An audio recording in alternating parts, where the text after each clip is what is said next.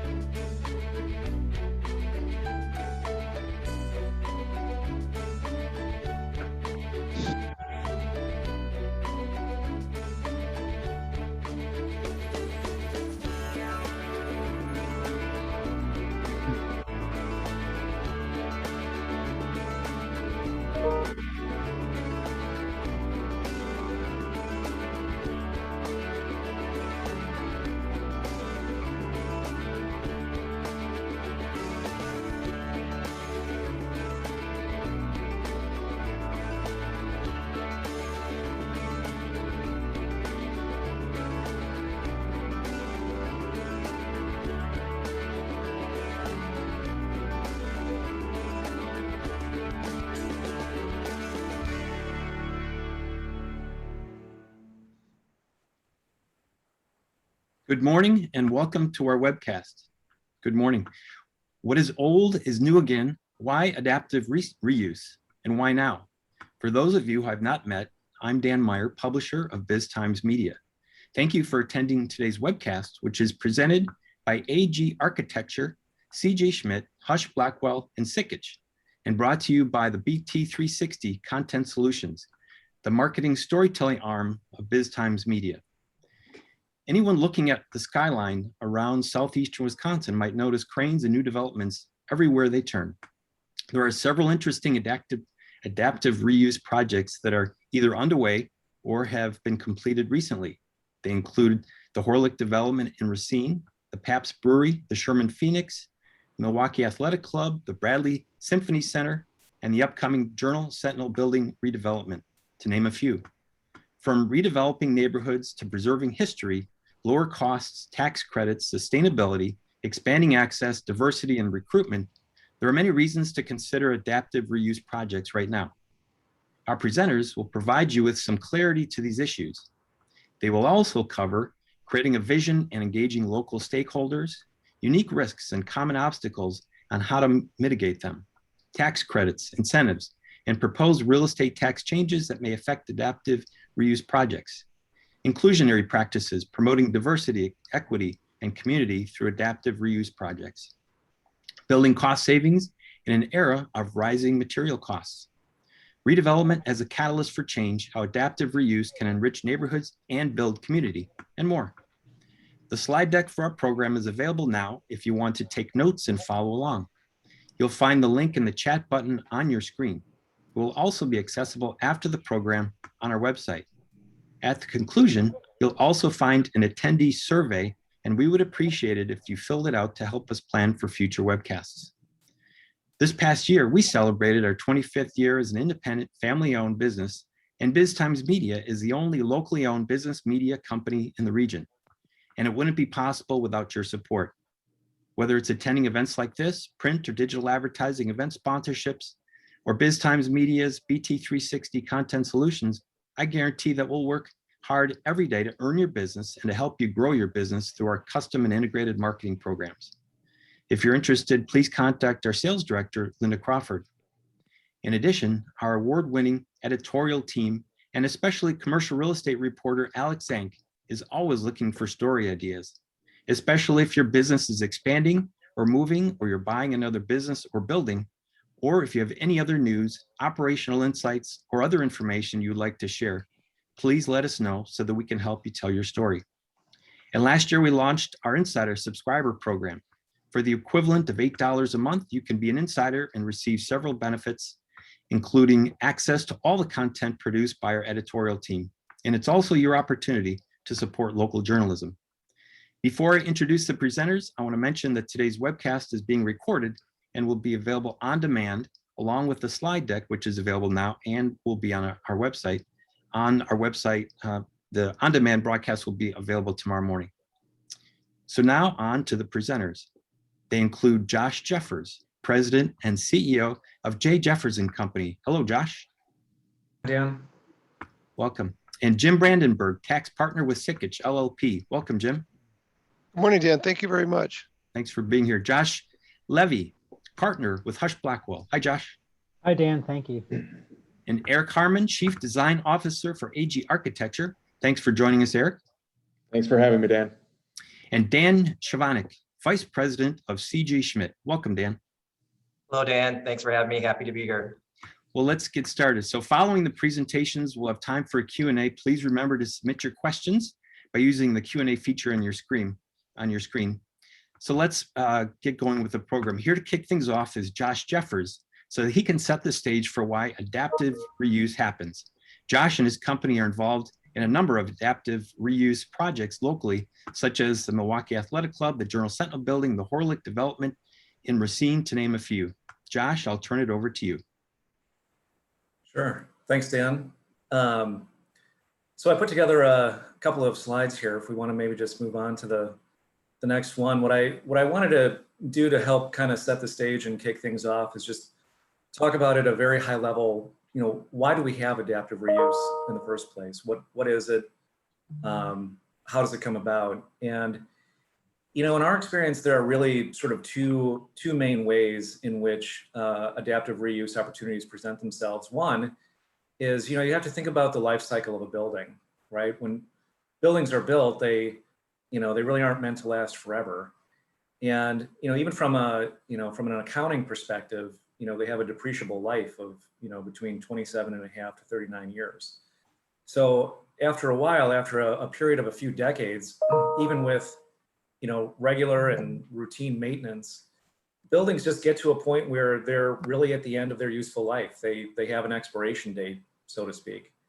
And when that happens, there's an opportunity to substantially rehabilitate the property, the building. And when you're substantially rehabilitating it, taking it down to the studs, so to speak, installing new fire and life safety systems, bringing them up to modern codes, there's so much work that goes done that on some level, there's the opportunity to rethink what this building's use should be, right? So we've, at our company, we've acquired schools, old elementary school buildings, and converted them into apartments or old factory lofts and converted them into hospitality and retail space. Over time, the highest and best use, so to speak, of any given building, it can change to meet the changing demands of the marketplace.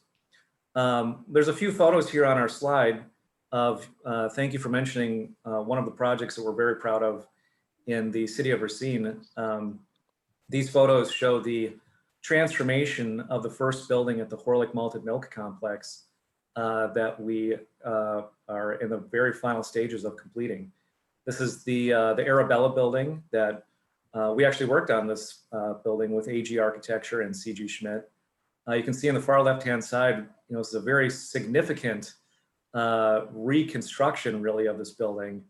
It's one of the few times we actually went beyond, taking the building down to the studs. We basically took some of the walls off this building, reconstructed the entire roof, and you can see on the right-hand side one of the main common area spaces within the Arabella building is now completed. We've converted it into a 60-unit apartment complex.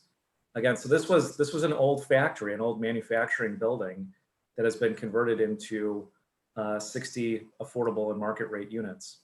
So this is definitely, I think, a good example of a building that was definitely at the end of its useful life when we acquired it.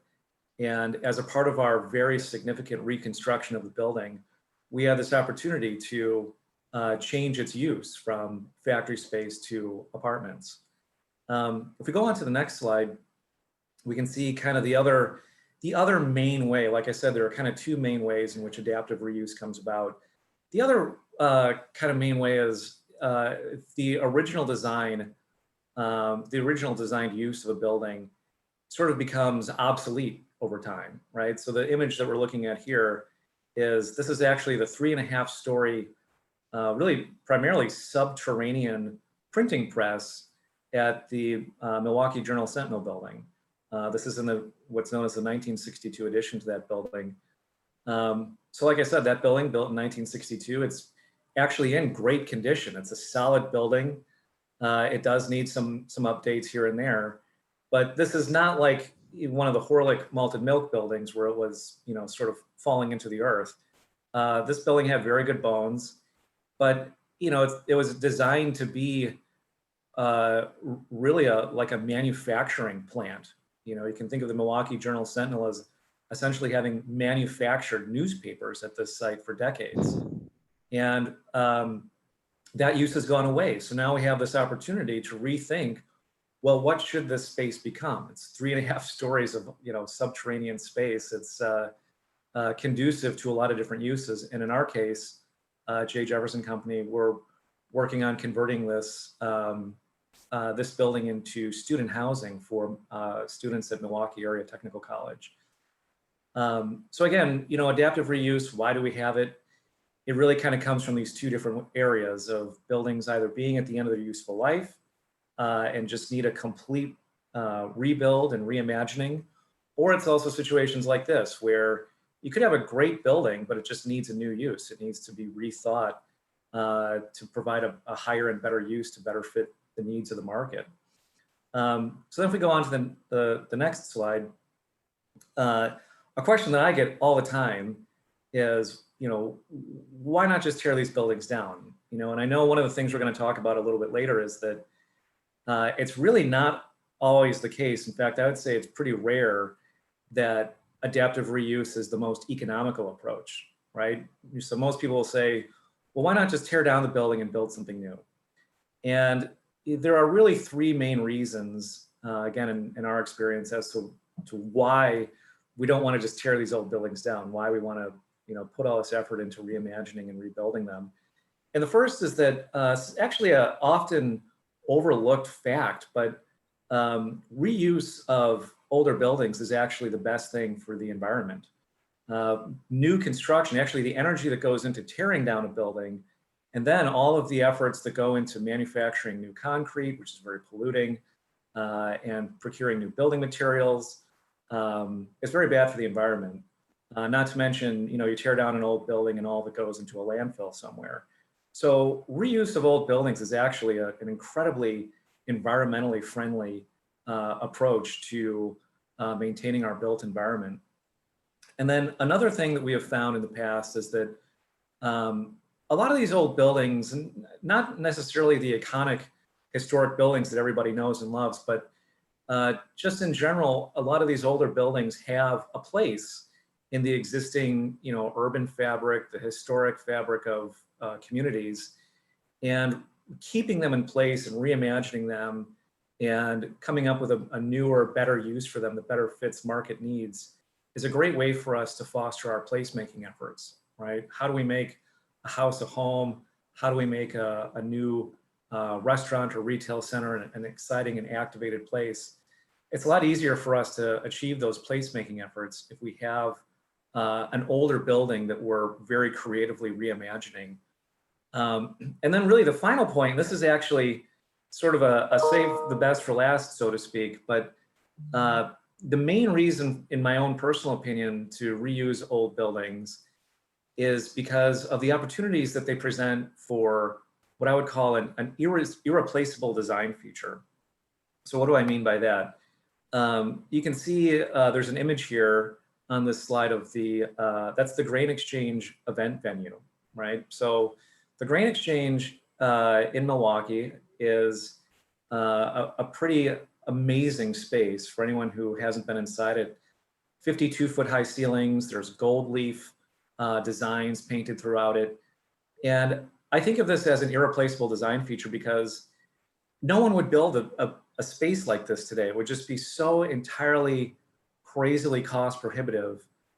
People don't build spaces with 52-foot high ceilings, let alone there's another image here on the left next to the Grain Exchange. This is of an old factory in Illinois that we looked at recently that has, this is very common. We look at old factory buildings like this all the time that have these great window lines, 14 to 16-foot high ceilings. Again, the Grain Exchange is a pretty extreme example, but there are lots and lots of old buildings all over the country, kind of like this old factory here, where you have these tall ceilings and all this natural light and all this glass that, again, in a new construction building, people just don't build buildings like that anymore. And we have these unbelievable opportunities to get into some of these design features at a below replacement cost. So from my perspective, whenever we're looking at an old building, trying to envision what it could become or what it wants to become, these are the types of things we look for. We look for these irreplaceable design features as just incredible opportunities for rethinking what these new buildings should become. And with that, Dan, I'll hand it back to you. Thank you so much, Josh. Those are great projects, and I personally can't wait till the MAC is done. I know CG Schmidt's working on that, and we're all very, very excited. It's going to be really cool. Before I turn it over to the next presenter, I want to remind you to send in your questions using the Q&A feature on the screen. And as a reminder, the slide deck is available right now on the chat feature, and it'll also be there later on the website. Next is Jim Brandenburg, tax partner for Sickich. As you would expect, there are a number of tax considerations related to adaptive reuse projects. Jim will help us to understand many of these important issues. Jim. Good. Thank you, Dan, and thank you all for joining us today. Next slide here, please. While perhaps not as noticeable as the creative work done by the designers, architects, and construction team, an important part of any adaptive reuse project is estimating the cost of the project. Budget these costs and determine how the project will be paid for. You may need to work with your banker on that, or perhaps you have some outside investors. You might even have a separate entity for the project. Also at the front end, it's important to evaluate if there's any incentives available from local utilities or maybe a state program. Next, to look at some of the tax incentives available for the project, and we're going to look at these next. Next slide, please. One question that often comes up with analyzing the cost of a project is identifying the depreciation period over which the cost can be expensed for tax purposes. Now, the depreciation period for real estate is generally longer, 27 years for residential property and 39 years for commercial property. Personal property, however, such as machinery and equipment, can qualify for bonus depreciation, be all expensed in 1 year. Now, a special provision was added recently that might apply to many adaptive reuse projects and is known as Qualified Improvement Property, or QIP. Now, we'll turn to that next. Beginning in 2018, QIP is eligible for 100% bonus depreciation and not a 39-year life. Thus, if the adaptive reuse project is treated as QIP, it could all be expensed in the year the project is completed. Now, QIP applies to any improvement to the interior portion of a non-residential building if the improvement is placed in service after the building was first placed in service. Thus, to simplify, it relates to the renovation or rehabilitation of an existing building. Now, please note that QIP does not apply to 3 items. Okay, it does not apply to the enlargement of the building, does not apply to any elevator or escalator, and does not apply to the internal structural framework of the building. Okay, next slide, please. Next, another item to consider is a rehabilitation tax credit. Now, this is actually a tax credit, not a deduction. The rehab credit applies to certain renovations. However, there are many detailed rules that must be followed to obtain this credit. It might be worth the extra effort to identify these rules so that you can realize these savings. The rehab credit is 20% of the credit, measured as 20% of the qualified rehabilitation expenditures for a qualified rehabilitated building. Now, both of these are 2 key terms in the credit, and we'll look at those further. And this 20% credit is spread over a 5-year period, beginning in the year that the project is completed and placed in service. Next slide, please. Let's look at a qualified rehabilitated building. It includes a building that is substantially rehabilitated. The project is placed in service as a building before the rehabilitation begins. The building is a certified historic structure, and it's one that depreciation is allowable on that. Now, we're going to explore 2 of these items here next. Next slide, please. Okay, substantially rehabilitated is defined as during the 24-month period that the rehabilitation expenditures incur exceeds the greater of the adjusted basis of the building or $5,000. Now, the adjusted basis of the building is the original cost of it less the depreciation that's claimed on the building. So again, this is going to force that the limitation produces a significant renovation with the building. Next, I'd like to look at what a certified historic structure is. Now, this is a building that is listed in the National Register of Historic Places, or is a building that's located within a historic district and certified by the National Park Service as contributing to the historic significance of the district. Next slide, please. And this is the certified rehabilitation, and this is a critical step in claiming this rehab credit. The rehabilitation of a certified historic structure must be certified by the National Park Service as being consistent with the historic character of such property or the district the property is located in. And there's a form to file with the National Park Service that requests that the building be certified. Now, it's critical that you follow all the steps in this process and work with the National Park Service to obtain your certification. Then once you receive that certification, the actual rehab credit is claimed on the tax return. Next slide, please. Next, let's look at the certified, or what they call the qualified rehab expenditures. These are defined as an amount that's incurred by the company or the business doing it in connection with the rehab of the qualified rehab building. And these amounts must be capitalized and depreciable as real property, again, whether residential or commercial. Next, let's look at perhaps more importantly here is what is not a qualified rehab expenditure. That does not include any expenditure. Again, if you have these are not eligible for the 20% rehab credit. Any expenditure with accelerated depreciation. Thus, for the qualified improvement property, the QIP that we talked about earlier, that has accelerated depreciation with it. Thus, we would not be able to take the rehab credit with that. So a taxpayer in that situation would not claim bonus depreciation, take the straight line longer life depreciation, but then could still qualify for the rehab credit. So something to be aware of. Another item that is not a qualified rehab expenditure is the cost of acquiring the building as well as enlarging the building. And then any rehab cost that is not part of a certified rehabilitation, again, would not be an eligible expense. And last, I'd like to point out any expenditure for the portion of a property which is tax exempt use property. And that's defined further. Tax exempt use property involves any tax exempt financing for a property that's leased to a tax exempt entity. So something to be aware of. Again, these are items that do not qualify as a qualified rehabilitation expenditure. Next slide, please. What I'd like to briefly cover now is some proposed tax changes in the American Families Plan. This is a proposal by the administration. This is not law yet, but it's to provide for individuals and families. And it's designed to be paid for with additional income taxes for certain individuals. I'd like to cover some of those proposed changes. Among the changes are higher individual tax rates.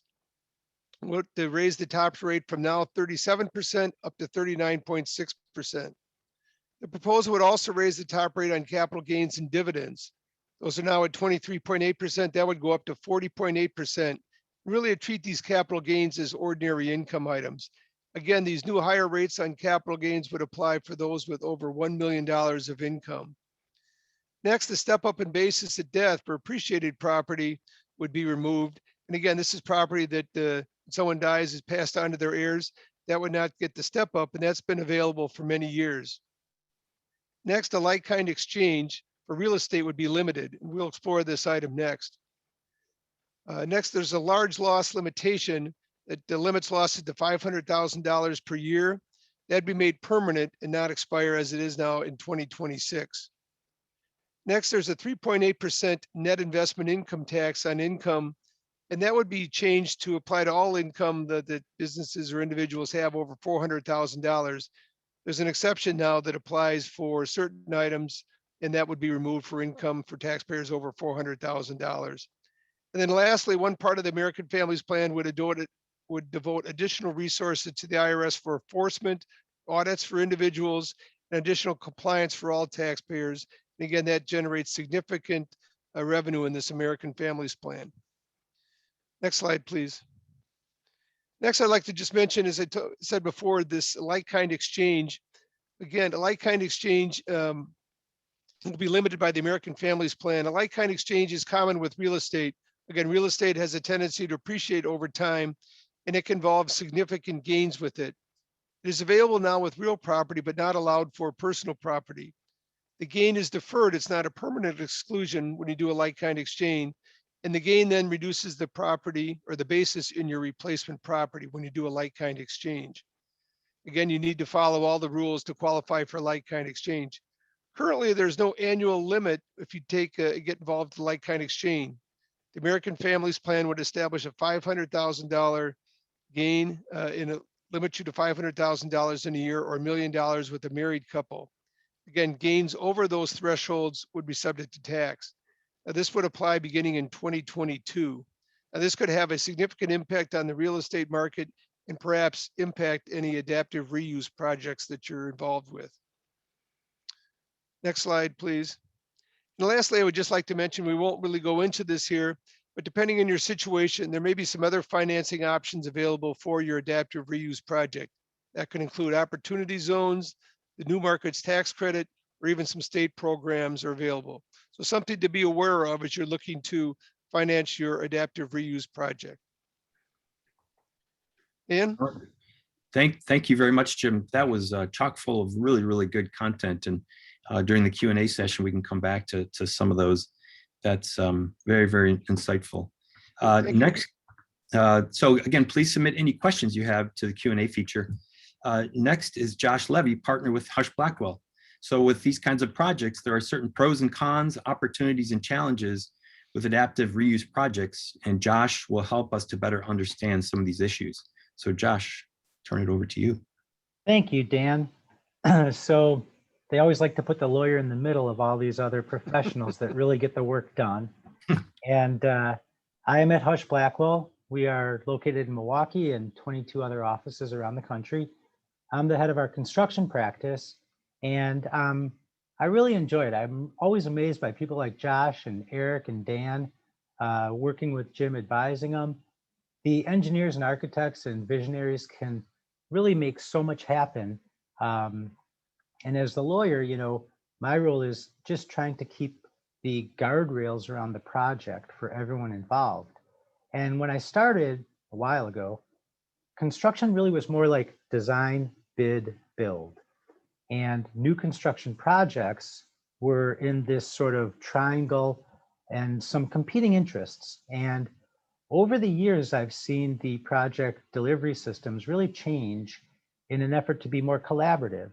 And what we're seeing a lot more of now is the type of projects that involve professionals like C.G. Schmidt as construction managers getting into the mix earlier on to assist with budgeting and work with the design team and the developer so that it's much more collaborative and there's a little better idea as you're designing a project as to what the expense might be. And if you're doing new construction, that pretty much is a good recipe. When you're doing adaptive reuse, there are a lot more variables involved. And so what I want to spend my time talking about a bit is how I see these projects and how I see that parties can best set them up to be successful and remove maybe some of the competing interests. At the end of the day, it all involves cost and who owns what and who's responsible for what. So for adaptive reuse, as Josh said, there's a lot of different varieties. And I just had to think, when he said sometimes projects or buildings are obsolete, I think about every old Blockbuster store I drive by. And when I think of reuse in my own life, I think of my favorite Qdoba, which is by UWM that used to be a Kinko's. But these projects are of a bigger scale. And when we look at where parties run afoul, the contract, we have some clauses on the screen. I'm going to talk about some contract clauses. But what I really want people to appreciate is what at University of Wisconsin Law School, they call law in action. And I developed an approach to this when I was in-house with a contractor that I call breachless execution. And what I try to impart on clients and stakeholders and projects is that we'll get you a good contract. Everyone negotiates contract terms. But in my experience, first of all, it goes in a drawer somewhere. The gun sounds, people rush out to start the work, and people really don't go back and look at their contract. And the other thing about the contract is it's paper. It's not going to really get drywallers there at a certain time to do their work. And so law in action tells stakeholders, realize that the best way to have a good project is for everyone to work together and be breachless within these responsibilities. So the first slide I have up here is really about the owner's primary concerns, and the first one being location. The pros to one of these projects is location. Look at the Journal Sentinel building. It's right in the heart of the city. What are some of the cons that come with a location that's in an urban area? Well, adjacent properties and how you're going to treat your neighbors. And so, on our website, you can go to it if you want, but we had a series of 3 articles, actually interviewed Jeffers, about being a good neighbor. And instead of thinking about all the risks involved, approaching the neighbors for these projects and letting them know what's going to transpire.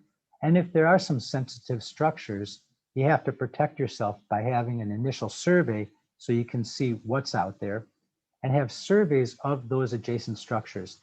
The claims we see that come out of projects in tight settings are people saying that they've had some cracking in their foundation or other structural damage due to the adjacent work. The typical clause is a survey clause, and it says something like the owner will furnish surveys describing the physical characteristics and legal limitations and utility locations for the project. And it's going to include certain things like grades, streets, alleys, pavements, etc. This clause is what the contractor's looking at. So the contractor can say, hey, owner, you own the site. I'll work there, but you have to feed me certain information about the site. What can the owner do to protect itself and its project team against claims?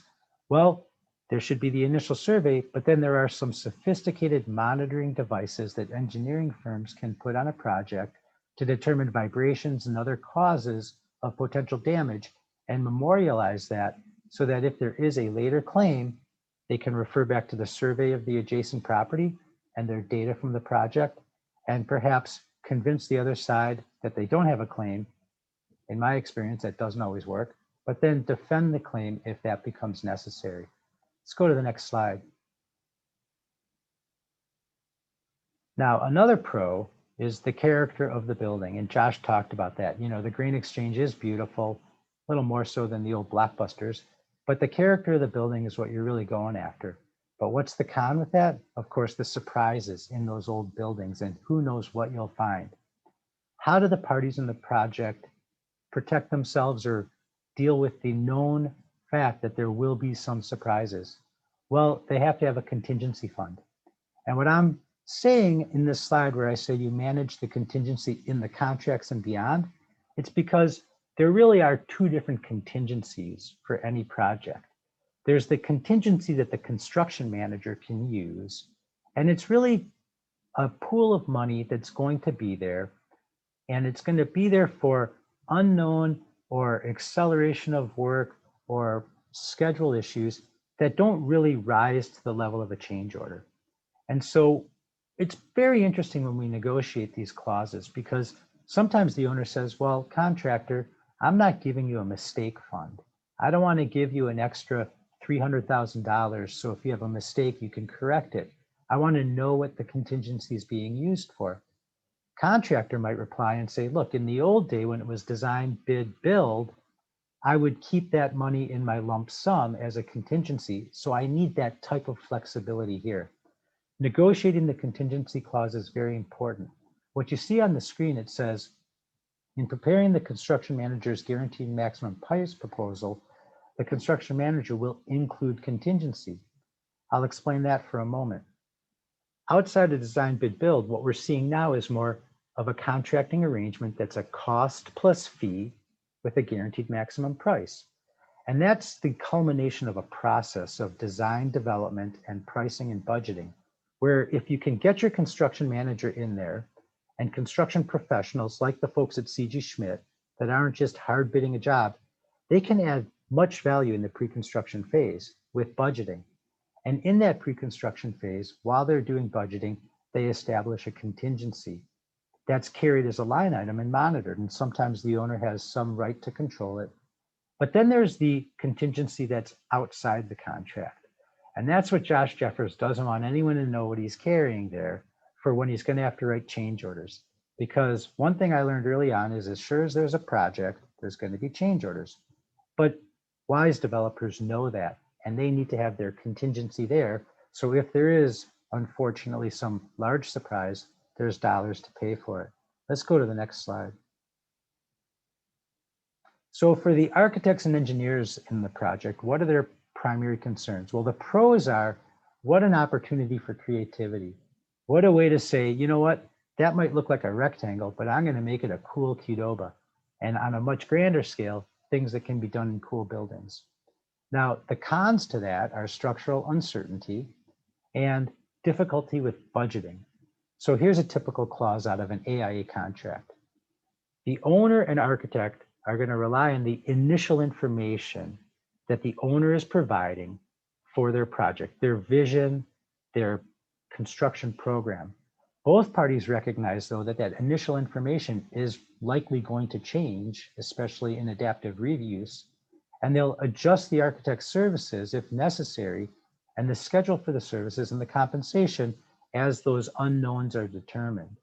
The owner is going to adjust its budget for the cost of the work as it works with CG Schmidt and with AG to figure out exactly what that ultimate guaranteed maximum price will be. That's a whole process that's followed. Let's go to the next slide. So the contractor, what are the contractor's primary concerns? Well, the pros for the contractor are, this is work. We want work. We need backlog. We got to keep people busy. But what are the cons? Again, pricing and scheduling. So what's the action item for all of this for the contractor? Well, first of all, managing the contingency and making sure that there's a realistic contingency. And when there are change order events, pricing them quickly, pricing them accurately, and getting that information to the owner. All of that impacts schedule, and schedule is so important in construction. Now, I say here scheduling by team, because I've seen the projects that have gone badly and have resulted in dispute. And a lot of times when I see what happens with the schedules, I see that there's not enough care given to communication with the subcontractors, with the design team, and with the owner as the schedule's impacted by changes. So what the cure is frequent and accurate communication. I talked about my program called Breachless Execution. The goal there when I talk to construction companies is for them to be breachless. But what I try to say to everyone is, let's have a breachless project. Let's have everyone stay within the guardrails and perform their obligations without a breach. And the most important thing there is that whether it's a bathroom remodel or I'm in the Huron building that Josh built and opened up in November, any size project, it's communication. So the construction manager has to review the drawings and specifications. That's its responsibility under the AIA Construction Manager Agreement. And it has to comment on and make recommendations regarding how cost is being impacted and schedule is being impacted because of the determination of, is this constructible and how long is it going to take? My words of advice for the limiting the risk in this process is the frequent and accurate communication. It's so important, I believe, to have the contractor do meeting minutes about the budgeting process, about the assumptions in the budgeting process that might affect ultimate cost, and the scheduling process and what the assumptions are in the schedule, and to collect information from all the stakeholders, including the subcontractors, for that. Let's go to the next slide. The last thing I want to talk about a bit is promoting diversity. And we have a wordy slide on here, but let me just go through it quickly because I see my time is getting close to an end. We're seeing more and more developers and institutional owners asking the A&E firms and the contractors for their diversity proposition.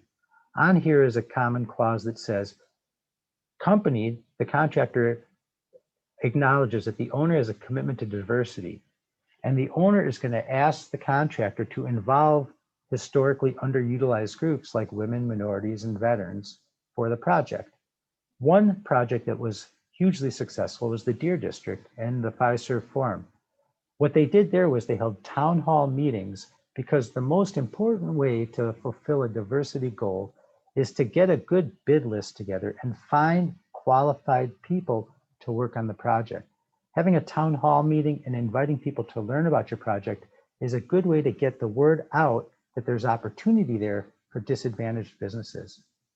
And I am the lawyer. I went a little over my time, but I'm happy to ask questions about these items later. Dan, back to you. Sounds great. Thanks, Josh. You're just fine. As a reminder, we'll address some questions you have, so please submit those in the Q&A feature. Next is Eric Harmon, Chief Design Officer with AG Architecture. With all the variables related to adaptive reuse, there certainly are design considerations regarding shaping the vision for a project. So Eric, I'll turn it over to you to address some of those issues. Eric. Thanks, Dan. As we were kind of preparing for this presentation, some of the work was being done in a vacuum and starting to think about how you're going to organize all your thoughts.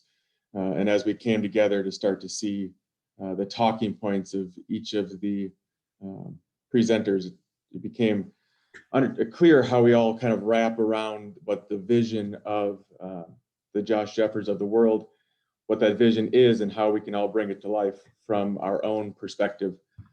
So a lot of what I'm hoping to talk about in the next few slides is the process of bringing that vision to life and eventually leading to construction.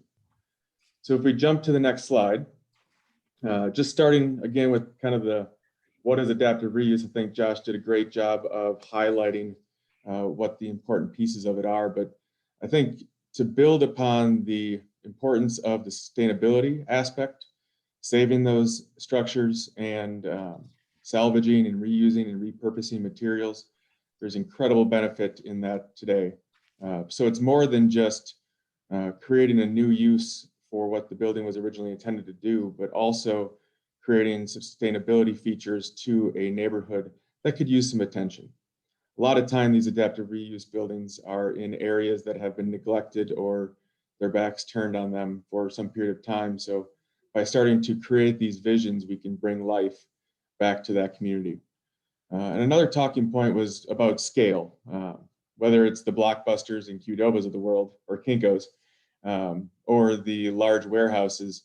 These adaptive reuses don't need to be historic and they don't need to be large overall developments. They just happen to work well. A lot of the city of Milwaukee schools are being transitioned to hotels or residential buildings.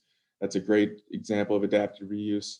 And then one of our favorite that we worked on with the C.G. Schmidt special projects team was actually the Hoyt Park Beer Garden, which was taking the back half of a outdoor pool here in Wauwatosa and creating the beer garden out of it. Not that much of a departure, but still an adaptive reuse in its own right. So on the next slide, just wanted to get into the steps of the process. And this was kind of how we looked at the process that we went through to bring Josh's vision for the Horlick project to life.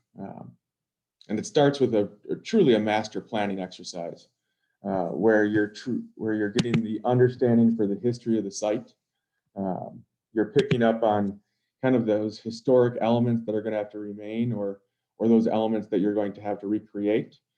As Jim mentioned, the tax credit requirements are very specific, and I'll touch on that a little bit more as we get into these slides. Understanding the existing conditions.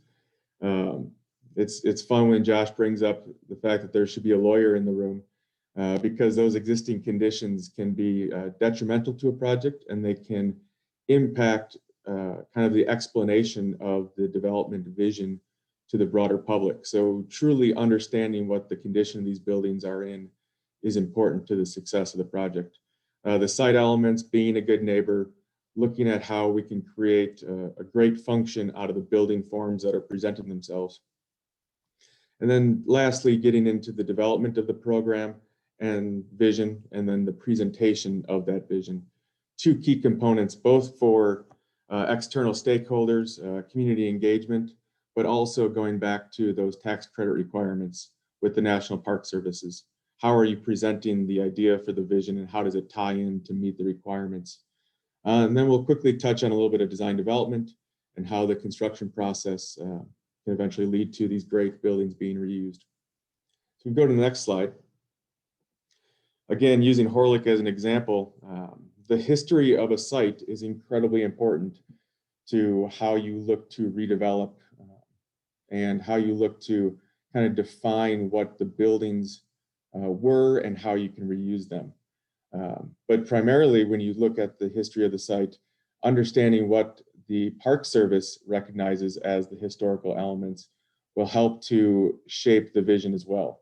We've got 3 photos here of the classic Horlick campus, none of which is what you would see there today, but all of them kind of tie into how the historic perception of the site has been built. When Horlick Malted Malt started their operation, this was the outside edge of Racine. It was a wild area, not the center of an urban destination.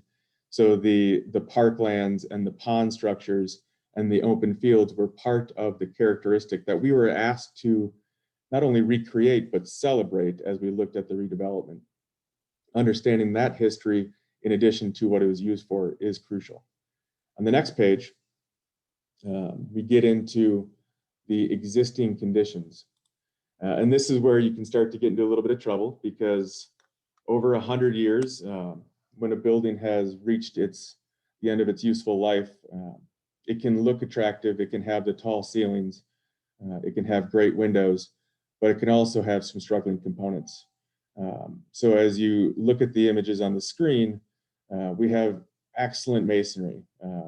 You've got the ability to celebrate the craftsmanship that masons in different trades exemplified when these buildings were constructed. You've got the historic elements of the chimneys and the clock towers and the different architectural features of the buildings, all of which, as you're going through the site review, you can document and identify which ones are going to be celebrated and how you're going to create the spaces with the area that you're being given. But then you also have the opportunity to get into the site and start to see how it's been deteriorated, what the condition of the roof form is, and how that relates to the floors below, how the brick details have either allowed or stopped water from coming into the building, and the overall impact that might have on this development. That even very early in the process, you're noting these items and ensuring that your building assessments make clear documentation of what the condition of the building is in, so that you have the ability to always go back and look at kind of that initial docket for the assumptions that were being made. On the master planning side, we were looking kind of holistically at the campus.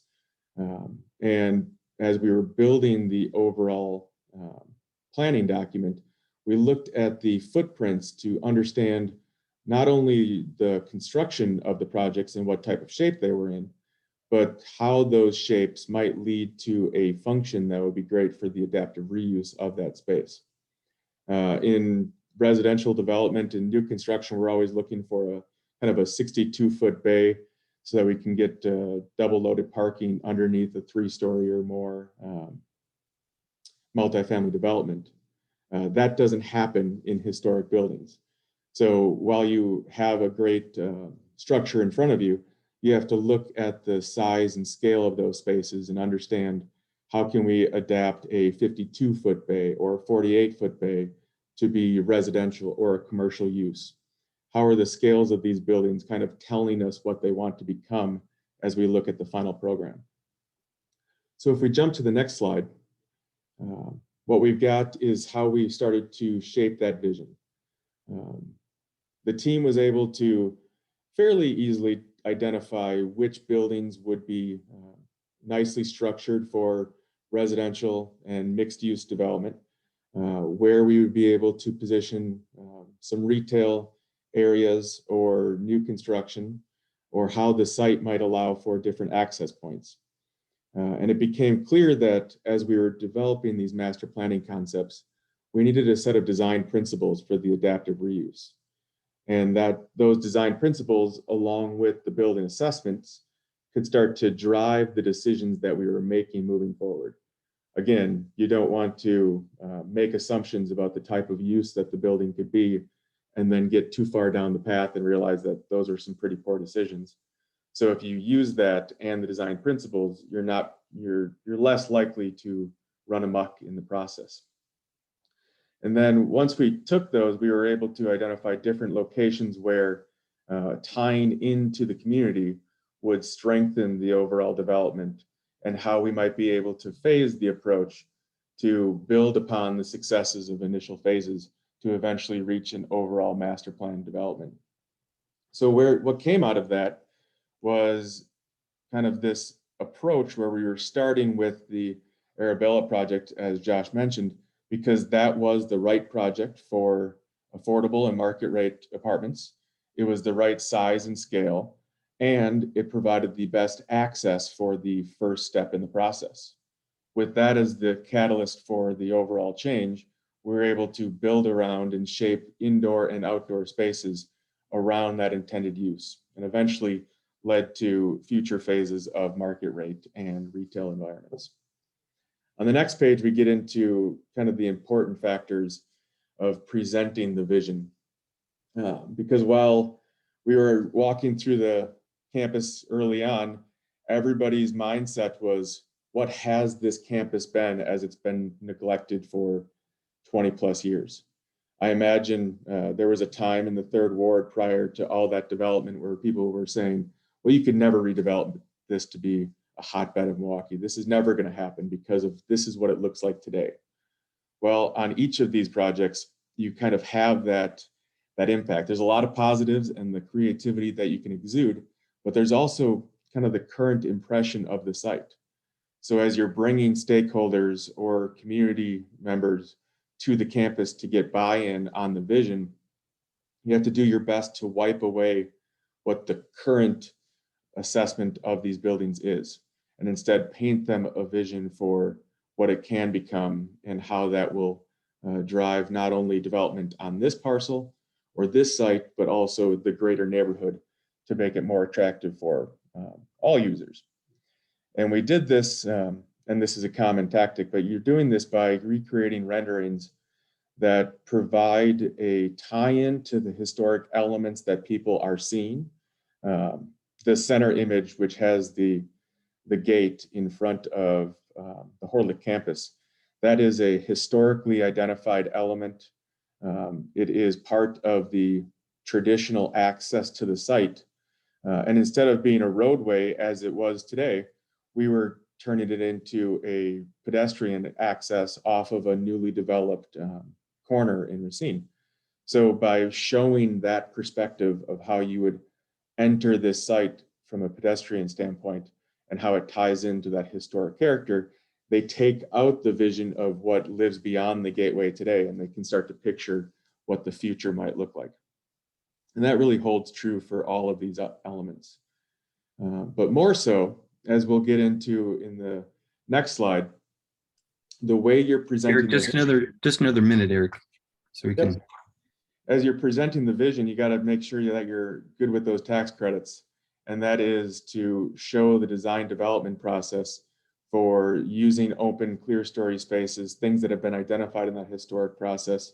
And then on the next slide, identify how you're breaking those spaces up and making sure that you can get approval on how that'll work so that the tax credit will be accepted as you move forward. So the last slide will give you a little bit of an example that we're taking the vision and we're taking those spaces just like Josh showed on the very first slide. And through good design development and a construction process, you can have quality, engaging areas when the process is done. So thanks for the time, Dan. Thank you very much. That was great information and looks like an absolutely amazing project. Our final presenter is Dan Chovanec, Vice President of CG Schmidt. So an extremely important component and seemingly obvious is in any project, and especially in an adaptive reuse project, is the construction. Dan is here to share his insights with us so we have a greater understanding of how the construction process works. Dan. All right, thank you, Dan. So you kind of heard from a developer, accountant, attorney, architect. So now I'm going to give my perspective as a construction manager on an adaptive reuse project. So if we can go to the next slide. So what I want to talk about is kind of what our approach is. And I kind of list several items up here and I'm going to run through each one. So the first one is engaging. So we kind of talked about this a little earlier, is just engaging a construction manager early in the process and finding one who specializes in adaptive reuse, has that expertise to provide accurate budgeting, but also someone who can offer some additional services. I think that's really adds a lot of value early on in the process for the developer as they're planning this project. The next one is planning early for the city, state, and federal requirements. Sometimes when a developer like Josh has a vision, it could be 2-3 years, even more, before a shovel is put in the ground. So it's important to create a master timeline that maps out this entire process. So this would map out the design process, the plan review process, the state and federal historical approvals, city entitlement process, local tax credits. All these things would be put together in a master timeline, and this would be used as a roadmap as we go through the project. And then here, the next item is a very critical step in the process, evaluating the building infrastructure and sustainability. So one of the things that's done early on is performing an environmental study. So looking to see if the building has asbestos, lead paint, mold, contaminated soils. Those are really critical items for deciding whether or not to move forward on the project. And then also doing a facilities assessment. So assessing the current condition of the building to see if it's a good candidate for adaptive reuse. So we look for structural issues. And then we really try and uncover all those hidden skeletons or issues that you can't see just walking through, but often you'll find in old buildings and can be quite expensive to repair. The next item is sustainability. So adaptive reuse in itself is considered sustainable because we're using less materials. We're trying to reuse material to transform that space. And they say the greenest building is the one that already exists. These buildings are also environmentally sustainable. We had talked earlier about when you demolish an existing building and then build it new from ground up, it has a big environmental impact, and it uses a lot of energy to redo that. Where if you're just rehabbing an existing building, that uses a lot less energy to do that and less impact on landfills. And then also with a lot of these buildings, some of these are at the end of their useful life, others are not, but a lot of times we're replacing the heating and cooling systems, the lighting systems, and we can make these buildings more energy efficient. And there's also opportunities to add solar panels, geothermal, other things like that that really can improve the energy savings on those projects. Next item is providing accurate estimates early in the planning process and identify some of those budget challenges. And this is really critical to determine if the project is economically viable to move forward. And Josh had talked about this a little earlier, is it less expensive to do an adaptive reuse project or to do a brand new project? And I think if there's minor renovations that need to happen, there are some financial advantages and cost savings. On a whole, adaptive reuse uses more labor than it does material. Right now, we're seeing material prices are just skyrocketing, whereas labor prices are increasing slightly each year just with cost of living. You also don't have that big expense with demolition of an existing building. But these projects can be very expensive, as Josh had mentioned, and they're using it to supplement the budget with some local tax incentives, federal historical tax credits, or other incentives just to ease some of those budget concerns. Then, there's a lot of volatility right now with construction material, and we are constantly monitoring the construction market for rising material costs, and we're projecting that into budgets. Just recently we've gotten a little relief on lumber prices, but they're nowhere near where they were, a year or 2 years ago. And then we're always through the planning process. We're trying to identify what material can be reused in the building, and then what is that associated cost savings to reuse that material. And in accelerating schedules. So, oftentimes when you rehab a building, you can do that a little bit quicker than new construction. And one of those reasons is we're reusing some of that material. And for example, steel, there's extremely long lead times with steel right now, where if we can reuse that existing structure, we don't have to wait for that steel to come. Other benefits with that to the client is they can open that building sooner for business and get it on the marketplace and have the community start using that space. The next one is utilizing BIM as a strategic advantage. So oftentimes with these older buildings, the original drawings or the as-built drawings, they're not available and you can't find them. So we use laser scanning technology where we can capture the existing conditions of the building, and then we can convert that into a 3D model, and we can use that for construction planning. And the last one here is developing a plan to manage the workforce development. So there's lots of components that go into this plan. One of them is finding a list of the local contractors that could be considered for this development. Another one is hosting diversity pipeline recruitment events. This is where we can meet some of these minority contractors and understand what their capabilities are and see how we can customize some bid packages so they can be part of this project. Also identifying key organization and contacts, understanding the city entitlement process and who can support us on that. Also conducting meetings with the community leaders and just to keep them informed on the project, just so they know what's happening. And there's lots of other things that go into this plan. We could go to the next slide.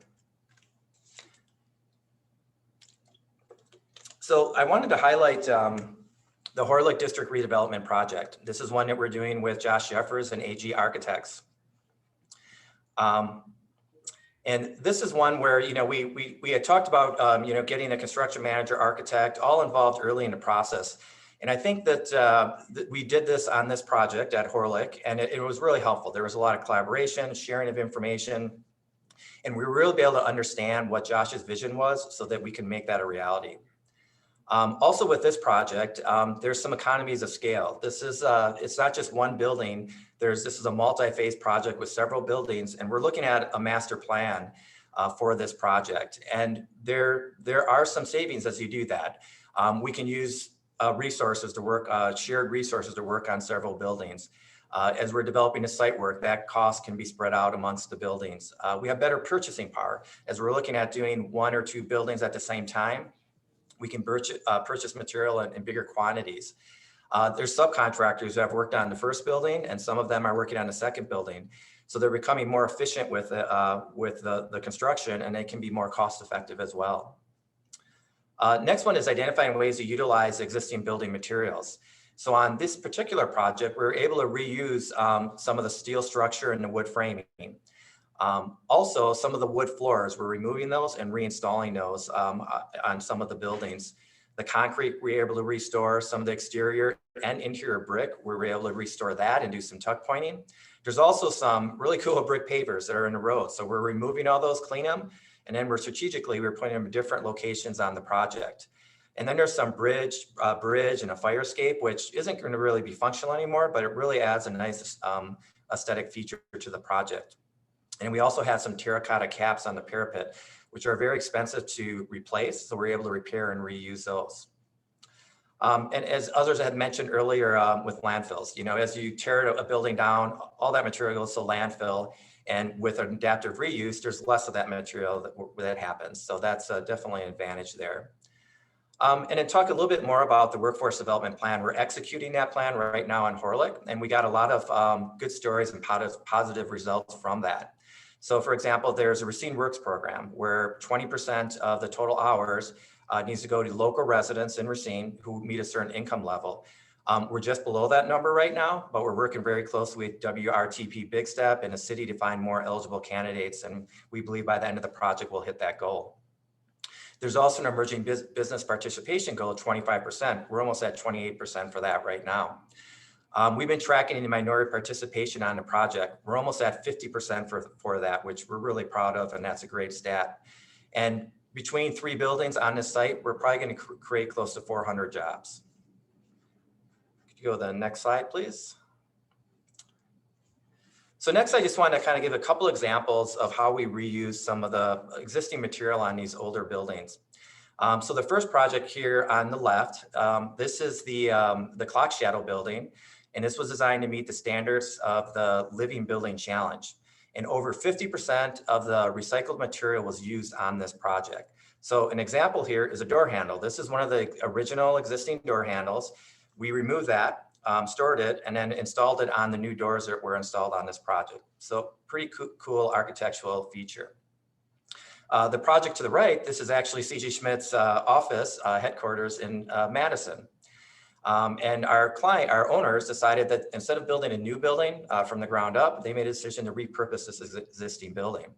And one of the things we were able to do is we took some Cream City brick from another rehab project. This was the Horlick project. This was extra brick that wasn't going to be reused. And we installed it on the backdrop for our reception desk. So we kind of took 2 projects and reused the material. If you could go to the next slide, please. So now what I wanted to do is just give a few more examples of our commitment to repurposing old buildings. So the first one on the left, this is UW-Madison Carson Gully.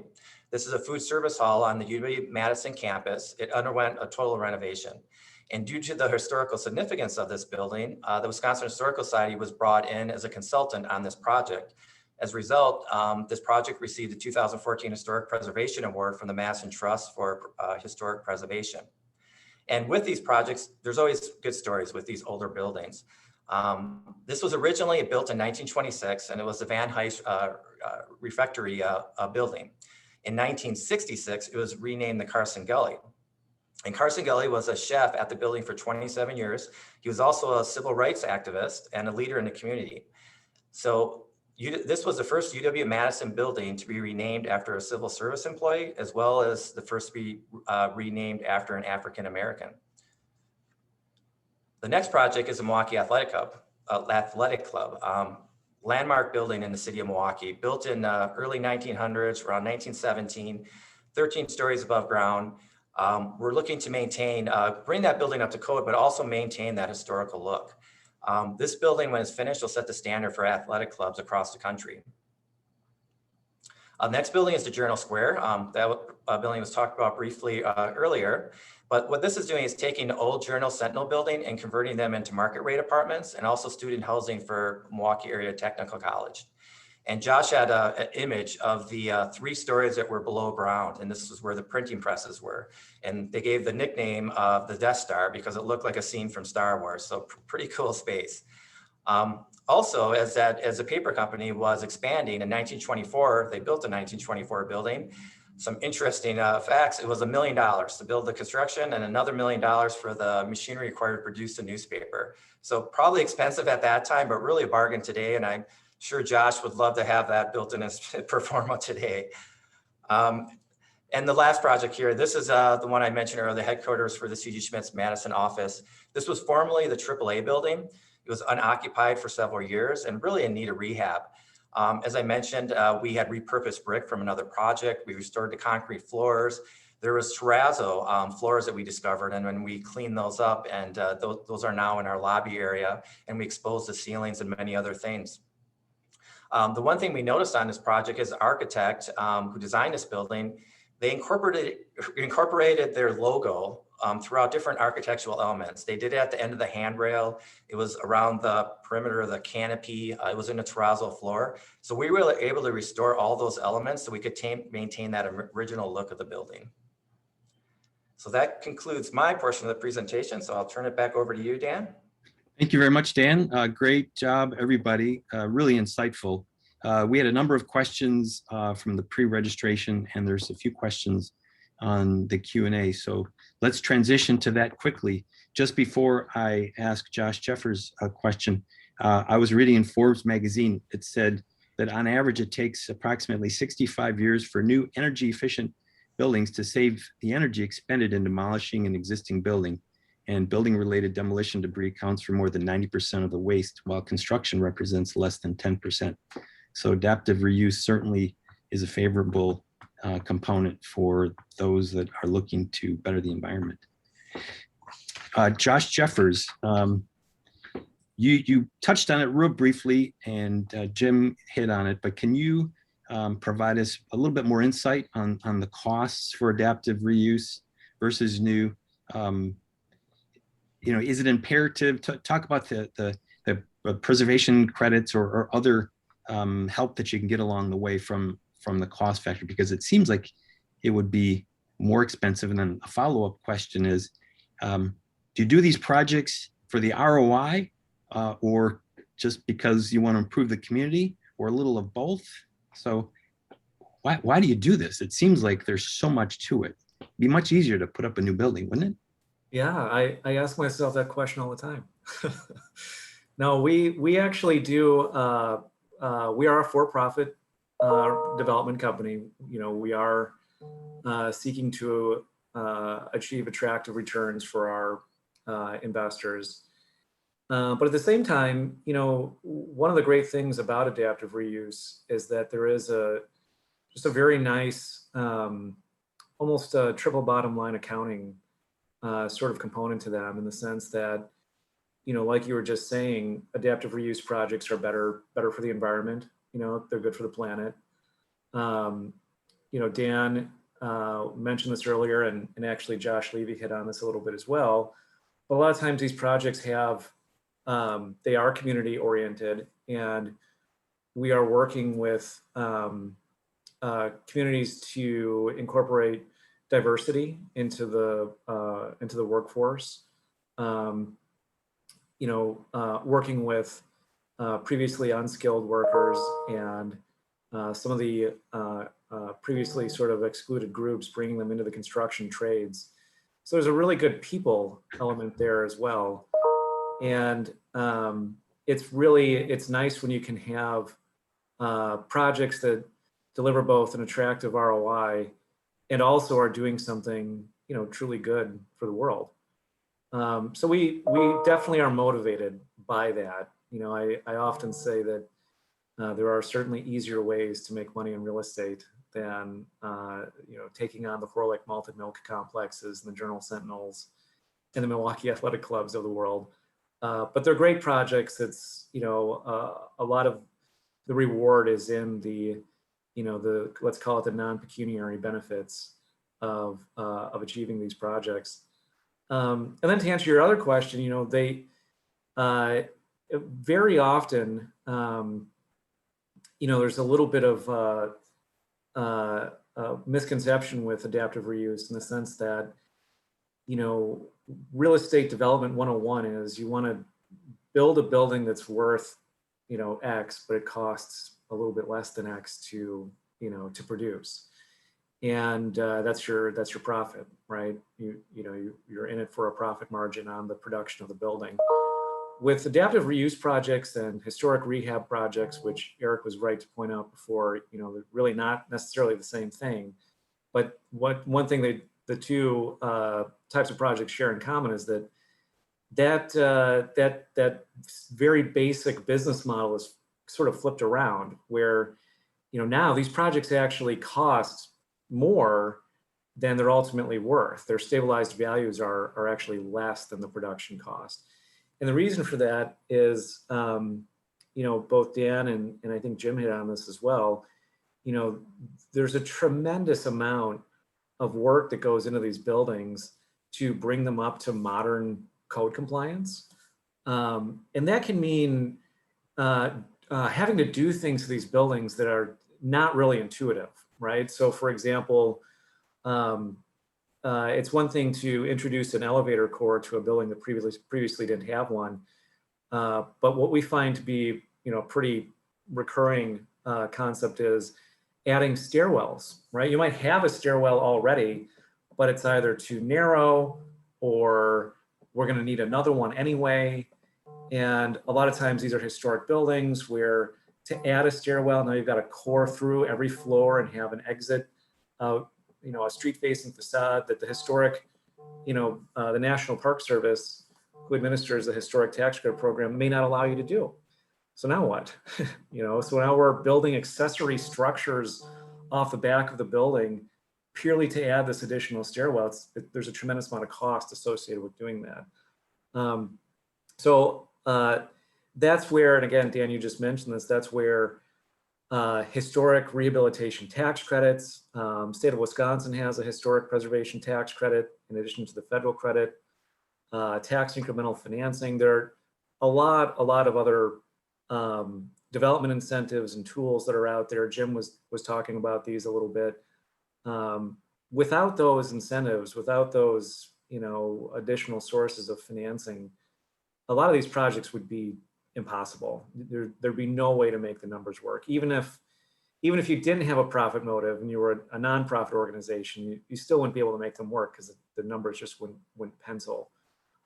So it's definitely very critical to have those programs in place to make these projects financially feasible. Great, thank you for that insight. So overall, and maybe Eric and Dan are most appropriate for this question. Can you talk a little bit about the idea of redeveloping a building and how it changes the neighborhood, perhaps enriches it, builds community? Isn't that seemingly an important factor when doing something, especially if it was perhaps a manufacturing or company and used for that building, and now it's going to be something else? Yeah, I think I'll start off by talking a little bit about kind of the big picture. You're engaging the neighborhood as you start the process to do the adaptive reuse, but that doesn't necessarily mean it was a great neighborhood to be in the first place. So if it was kind of underutilized or people weren't paying attention to that neighborhood, having a catalytic project done in that location will obviously draw interest back to that space. And as people see the vision or the character that's being created in the reuse, they might become interested in adjacent properties or something that's kind of in that general area because they know that vision is going to spread. We are seeing that in and around Horlick, but one of the Milwaukee examples that I think best tells the story is when you look at the Lincoln Warehouse down by the river, and that is an incubator space where a lot of small businesses have started. A couple breweries, Eagle Park Brewery, one of my favorites, is located down there. And I remember going down the first few times like, oof, not the best part. I don't need to spend too much time here. But as you look at what's happening across the street now with the Michaels development and the residential, it's completely flipped that neighborhood to something that's going to be thriving and exciting for people. And when you see that happen from just an incubator warehouse space, you can only imagine how great of an impact the Journal Sentinel project's going to have, the Horlick project's having. Those things start to build off of each other. And Dan, maybe you can talk a little bit more about space versus place too. And Eric, I'm sure you've got a few comments on that, but is there a difference between space and place for the end user eventually? Yeah, but maybe I'll comment on the first question first, and then Eric and I can address the second one. But I think one thing with the community is bringing the community into the project. I think what we do and what we thought was really important on this project is making sure we had local contractors that had an opportunity to compete on the project and participate on the project. Also having a local workforce that could be on the project. We met with the local unions and looked for opportunities there as well. So, I think that that really helped the community by having the community be part of building this project, and then also, improving a building that, buildings that really are in need of rehab, and that's going to improve the community they live in. Regarding the space first plays, Eric, why don't you start off on that, and then I'll follow up. Yeah, I think we started to touch on it a little bit in the creating the vision, but having nice spaces within a building and having large volumed areas, good light, only goes so far if you don't create a good place out of it. So finding those elements within an adaptive reuse building where you can really create the sense of place in that area where the community might gather, both internally, whether it's residents or office members, and then externally, people that you might be inviting into the building, that starts to celebrate those types of spaces. But then also on most of these examples, especially when they're multiple buildings, you got to look at the spaces between the buildings too, and ensure that you can create a sense of place within them, whether it's outdoor amenities, gathering spaces, an area where a retailer might take advantage of an outdoor seating area, and how that becomes not only an amenity for the residents and the retailers, but also for the community to come in and see kind of the success that is being developed. And again, when you start to do that, it ties back to how does it improve the broader neighborhood, and how are other people going to continue to pick up the vision and run with it. So, do you find that there are issues with local aldermen and zoning issues? Can you speak broadly with that? I'm sure there are some that are easier or worse than others, but how do you deal with that kind of a situation? Kind of probably all of you.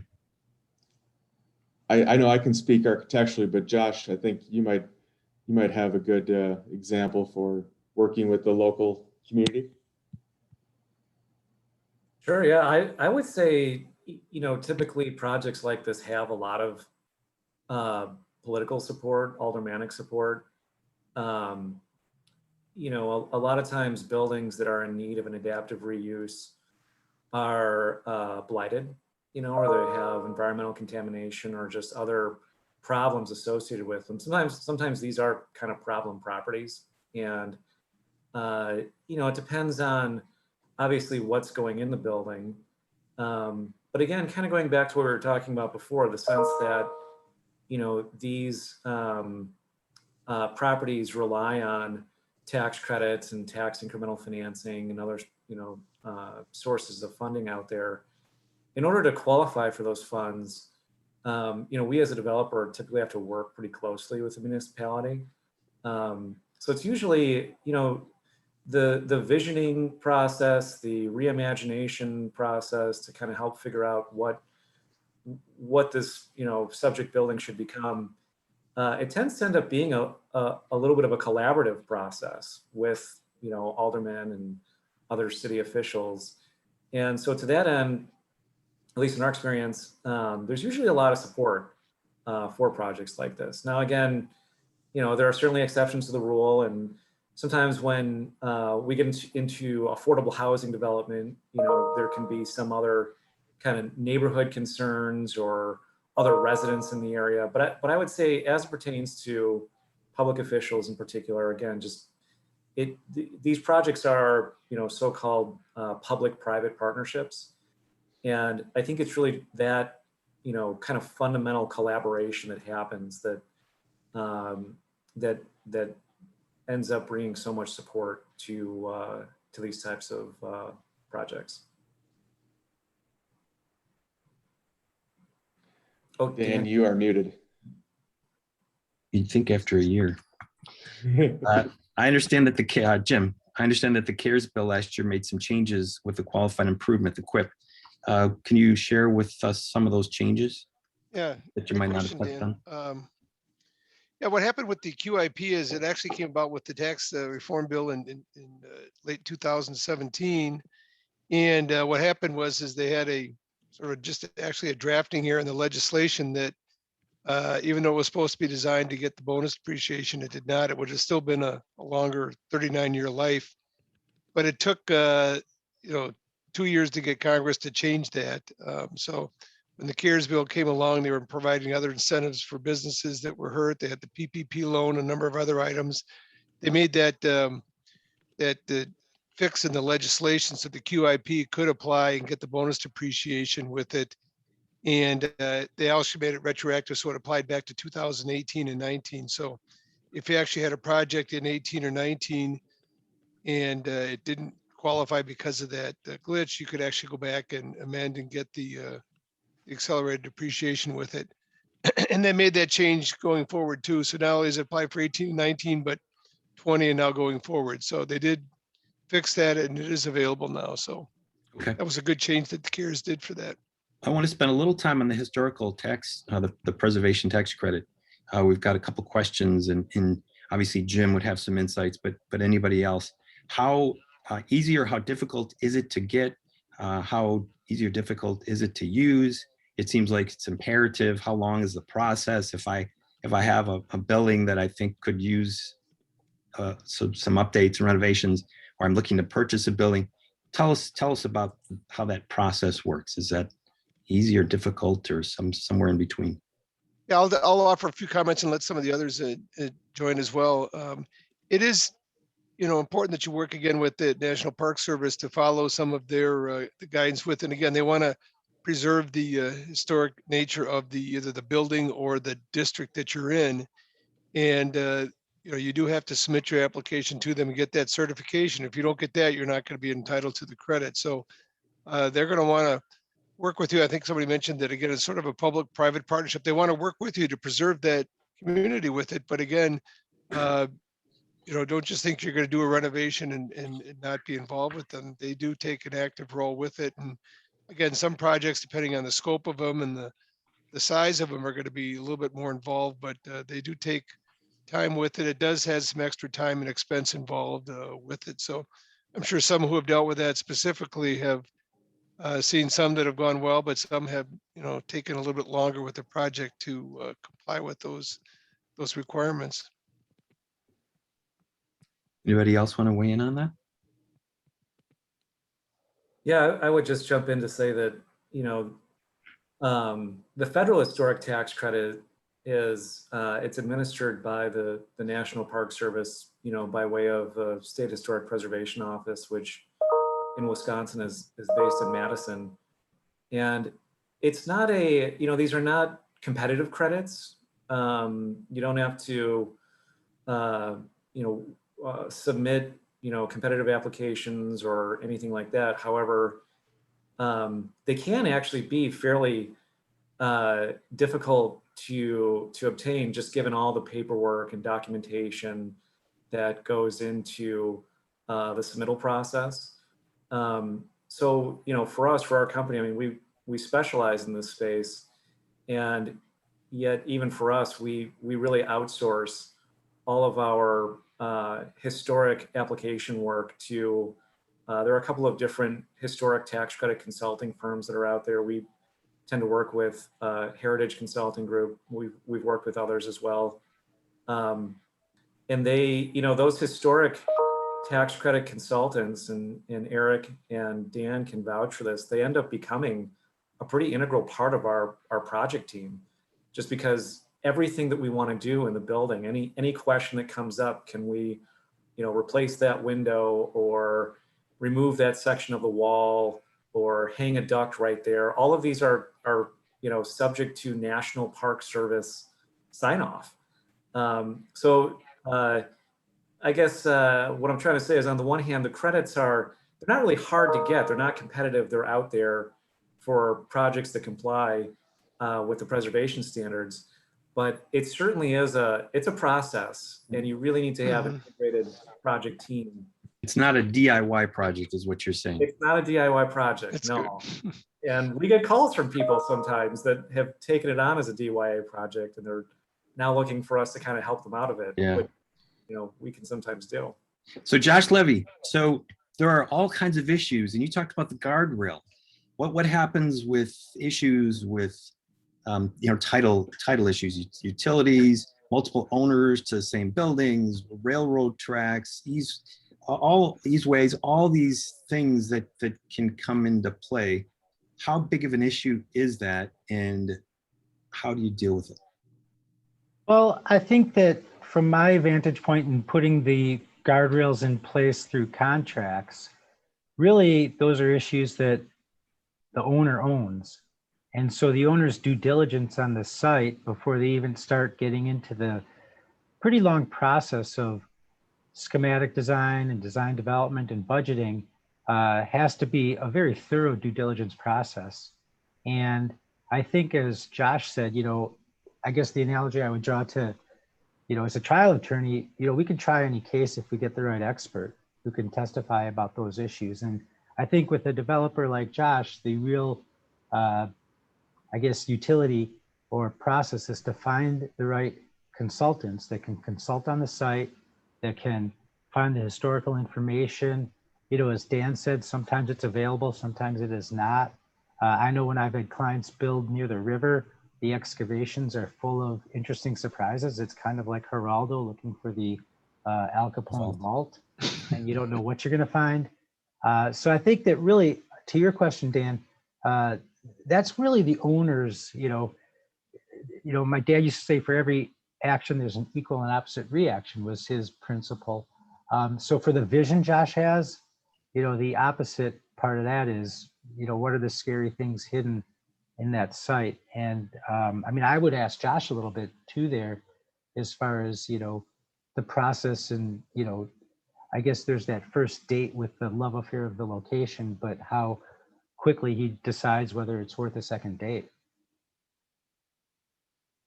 That's a good question. I hadn't really thought about that. I will say, we tend to spend a lot of time thinking about these projects on the front end. Our architects, Eric Harmon at AG, we tend to reach out, pretty early on to kind of help put some parameters around what's even physically possible, or what are some of the, maybe some of the big pitfalls that we're overlooking. Like I was saying earlier, we might have a building that we fall in love with, but it turns out it's going to have, we're going to need to core a light well through it to bring light to the interior, or add one of those accessory structures, like I mentioned before, to get another point of egress, a stairwell off the, the back of the building, so to speak. So there are a lot of factors that go into it on the front end. The design is a big piece of it. I would also say, another really important variable, and it's one that I kind of hit on earlier, is just, what is the willingness of the municipality that we're working in, to see that building be rehabilitated or adaptively reused, because it totally varies. Sometimes we come into a community and there's a blighted project that could be a good candidate for redevelopment, and there are actually instances where we've worked with municipalities who sort of say, if you want to do that, God bless you, but we can't help you with any of that. And unfortunately, again, these really are sort of public-private partnerships. And if we're in a community where the public sector doesn't really want to participate, then we can't make it work. They have to be on board.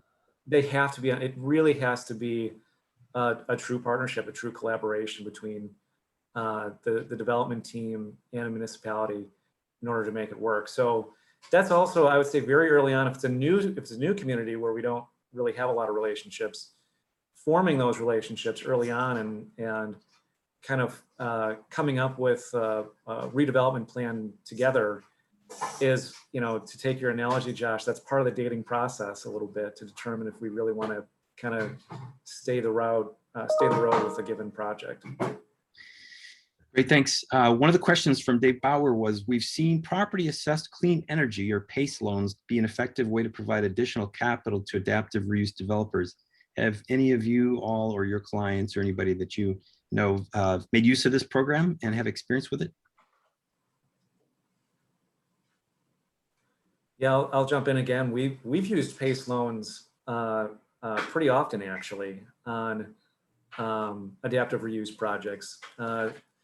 So, kind of a little known fact, but, going back to the some of the narrative we were talking about before of adaptive reuse being good for the environment, one of the sort of corollaries of that is that it's really not that hard to get a historic rehabilitation or an adaptive reuse project to qualify for LEED standards, let's say.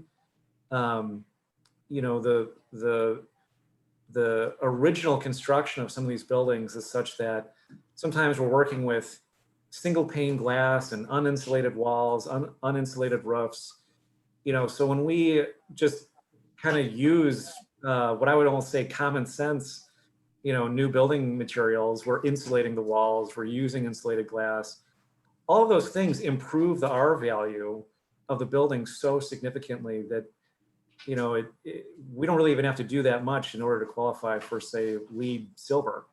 And then, so the reason I mentioned that is because it's also very easy for us to qualify for the requirements of PACE loans. So for anyone who's unfamiliar with how these work, I mean, basically what a PACE loan is, it's a source of private financing that is more or less repaid by projected utility savings, that go out into the future, 15, 20, 25 years.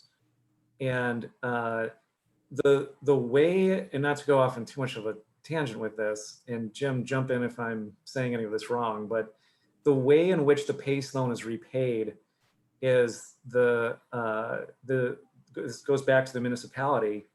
The city's taxing authority as a special assessment to the property owner's tax bill each year, right? So that special assessment, which amounts to the debt service, gets added to the tax bill.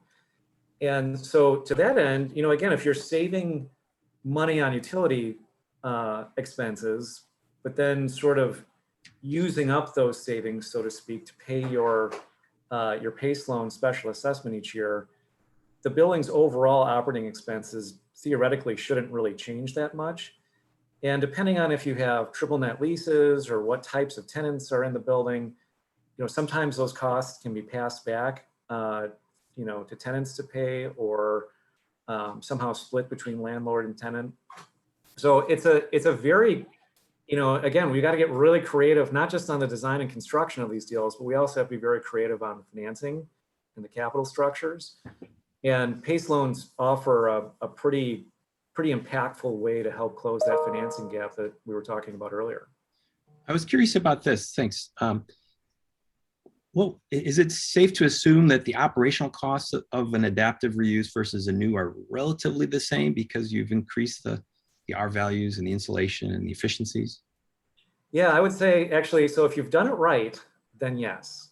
If you've really invested the money and truly substantially rehabilitated an old building, then its operational costs should be in line with a new construction project. If you're not making all those same improvements to the building, then that might not be the case. It could still cost a lot to operate the building. Right. Okay, Josh, I know you have to leave at some point. Feel free to do that. We've got two more questions. Maybe you just want to stick around. It seems like there are so many old buildings in this region, down to the state line in Sheboygan and West Bend. I mean, in southeastern Wisconsin. What kind of a market share opportunity or market opportunity is that for adaptive reuse? And knowing that you need tax credits, is that just an unlimited pool of money available for people that can do it properly? Well, so that's a very interesting question, and this is sort of an evolving area actually right now within the kind of the historic tax credit world.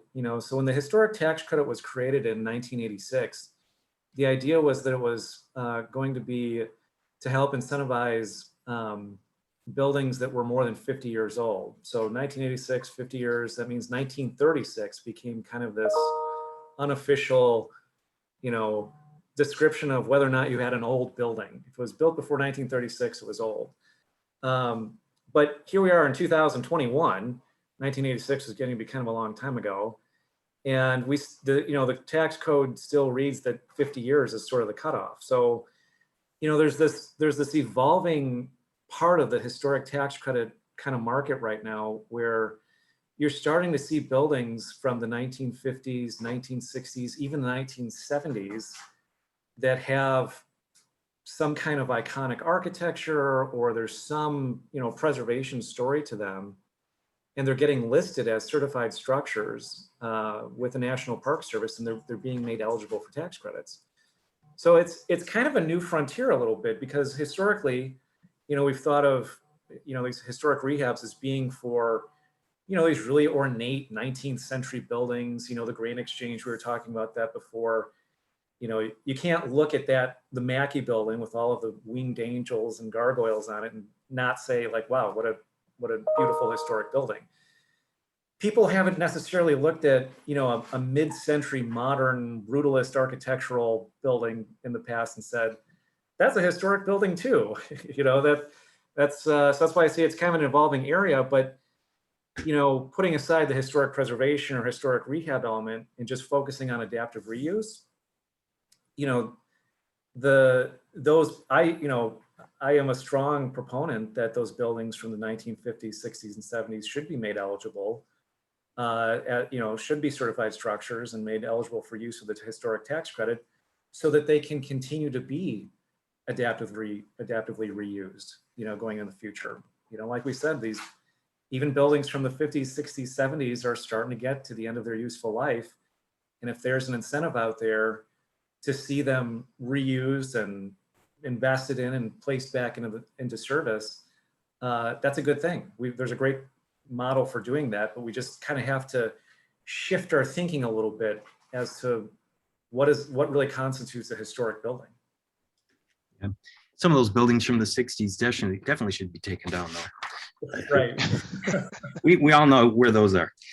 Right. All right, so we want to wrap things up. So Jim, I'm going to start with you. Final last word on what people need to know and do and priorities for adaptive reuse. And we have an interesting question. Be curious to see what you all think. One of the attendees said, are we ever going to have a building over 40 stories in Milwaukee? So that's a yes or no, or if it's a yes, when? So Jim, last word and that other question. Okay. First, as far as, again, thank you for having this, and I appreciate everybody joining us and all the panelists here as well. Again, as you embark on any of these adaptive reuse projects, again, plan accordingly for your costs with it. Again, look for some of these tax incentives we talked on here. Again, just Josh mentioned this here too, is again, if you can qualify for some of these credits, they're available with it. And again, that really may be a make or break decision with whether you go ahead with the project there, and to get the input from some of these professionals at the outset of the project, and don't wait too long to do that. I think those are important first steps.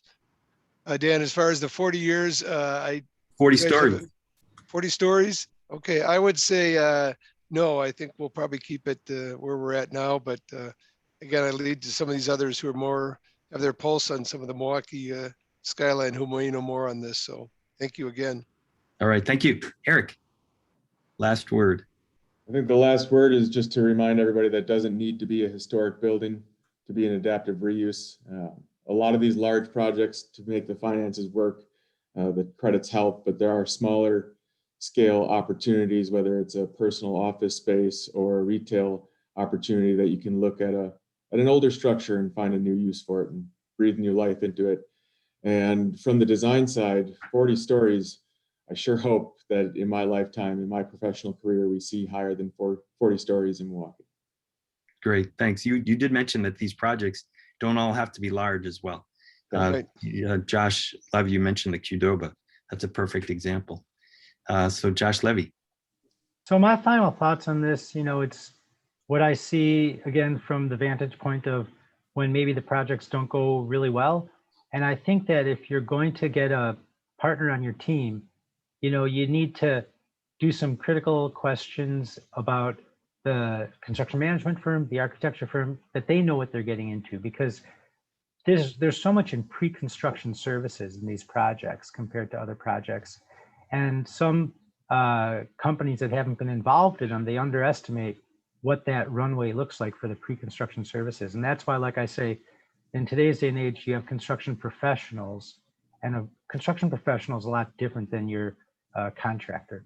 And you need someone that's ready to meet the challenge and be there the whole way and understand what that runway is. And as far as 40 stories, I thought we have one going up that's 40 stories. That was sort of, to me, I thought it was like Y2K, would it ever get here? But they're excavating now. I think we're going to have 40 stories. Is that going to be 40? I believe so. Maybe they'll put a spire on top like the Empire State Building just to get that height. All right. Thank you so much, Josh. Josh Jeffers, thank you for being here. Sure. No, I would Final words. Yeah, so I would just echo a little bit of what Josh Levy was just saying, which is, adaptive reuse projects, part of the reason that our company specializes in them is because it is such a rewarding process to go through, not just, from a profit motive perspective, but really just doing something great, making an impact in communities. It's rare to have, such a consistent daily benefit in participating in that process. All that being said, though, and I think, this has probably come through pretty loud and clear, this is specialized stuff. It is not for the faint of heart. It's not, like you were saying before, Dan, it's not a good DIY sort of a process. And it really is so imperative to have a good team around you. And everyone on this panel, construction, law, accounting, design, we mentioned the consulting element of it. These are some of the pros in this marketplace. And you really, if for anyone wanting to kind of pursue this space, it pays great dividends to have the right professionals on the team. As far as a 40-story building is concerned, I don't know what kind of developer I'd be if I said no to that. I think absolutely that'll happen at some point. But kind of like Eric said, it may be, I think within, my lifetime, let's just say that it might take a little while before it happens. 40 stories within the next 40 years. Let's go with that. All right, thanks. So Dan Chovanec, you've got the final word. Okay, great. Thank you. Thank you for having me today. I think the thing that I think is really important is that facilities assessment early on in the process, just to evaluate that existing condition of the building, of the site, look for those environmental issues, because some of those can be very significant if they're not identified right away, and it can really affect the cost of the project. Also, the workforce development plan, I think that's a really important piece of this, of doing these projects. It is involving the community, getting a diverse group of people involved in the project. And I think that really what's helped makes these projects successful and have the community support for them. As far as a 40-story building, yes, I hope there is going to be a 40-story building in my lifetime. I just had a birthday this week, so I don't know if I have 40 years, but hopefully so. Good. Well, thanks everybody. This concludes our webcast. So thank you again to our presenters and partners, Josh Jeffers with J. Jeffers and Company, Jim Brandenburg with Sikich, and Josh Levy with Hush Blackwell, and Eric Harmon with AG Architecture, and Dan Chovanec with CJ Schmidt. Sorry, Dan. These are the experts. You'll find their contact information on the slide. Anytime you have any questions, feel free to reach out to them. They'll help you with issues related to adaptive use and legal and all the other considerations, design and construction best practices. So as I mentioned earlier, this webcast recording will be available on our website by tomorrow morning, and the slide deck is available now online. So we also value your feedback as we look to have more webcasts like this in the future. So we'd appreciate if you fill out the attendee survey, which will open in the new tab once you close the webcast tab in your browser. So thanks so much on behalf of our webcast presenters and partners, Jefferson Company, Sikich, Hush Blackwell, AG Architecture, and CJ Schmidt, and BT360 Content Solutions, the marketing storytelling arm of BizTimes Media. Thanks again for attending. I should have polled all the attendees if they think the Bucks are going to win, but have a great rest of the day, and let's see if they can get a win tonight. Go Bucks. Absolutely. Thank you. Thanks, Thank everybody. you. Thank you. Bye-bye. Bye.